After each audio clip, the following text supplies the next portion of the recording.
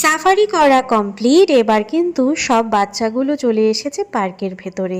এখানে কিন্তু তারা মনের আনন্দে আনন্দ করে বেড়াচ্ছে, ছুটে বেড়াচ্ছে।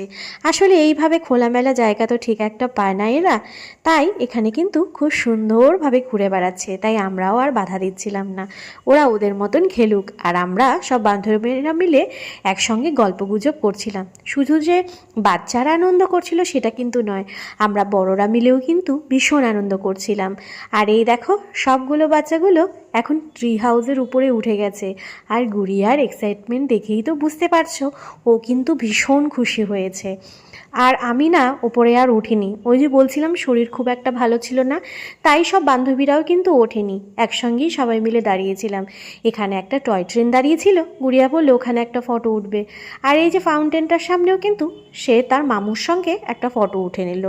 রাজ আসাতে কিন্তু আমার মেয়ে ভীষণ খুশি। আসলে বাড়িতে যখন থাকে মানে বেশিরভাগ সময় তো ওকে একাই কাটাতে হয়, তাই একজন বাড়িতে সঙ্গী থাকলে কিন্তু ও ভীষণ খুশি হয়। এই দেখো প্রত্যেকটা অ্যাক্টিভিটিতে কিন্তু ও পার্টিসিপেট করেছে। আর এই যে দেখো ওর আনন্দ দেখলেই বুঝতে পারবে ও কতটা হ্যাপি। এই পাশ দিয়ে যাচ্ছিল টয় ট্রেনটা, তাই একটু ক্যাপচার করে নিলাম, কি সুন্দর লাগছিল তাই না। আর এখানে বসে বসে আমি হাওয়া খাচ্ছিলাম।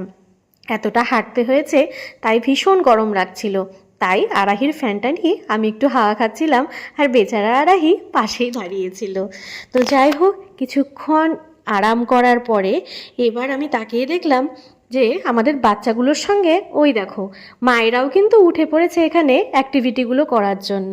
মানে আমরা কিন্তু ছোটদের সঙ্গে নিজেরাও কিন্তু বাচ্চা হয়ে যাই। আসলে কবে যে বড় হয়ে গেলাম, ছেলেবেলাগুলো আমাদের লাইফ থেকে হারিয়ে গেল বুঝতেই পারলাম না। এখন সংসার, দায়িত্ব, বাচ্চা সামলানো, কাজ, সব কিছু নিয়েই জীবন চলে যাচ্ছে। এখন মনে হয় ছোট ছিলাম তখনই ভালো ছিল মায়ের কাছে।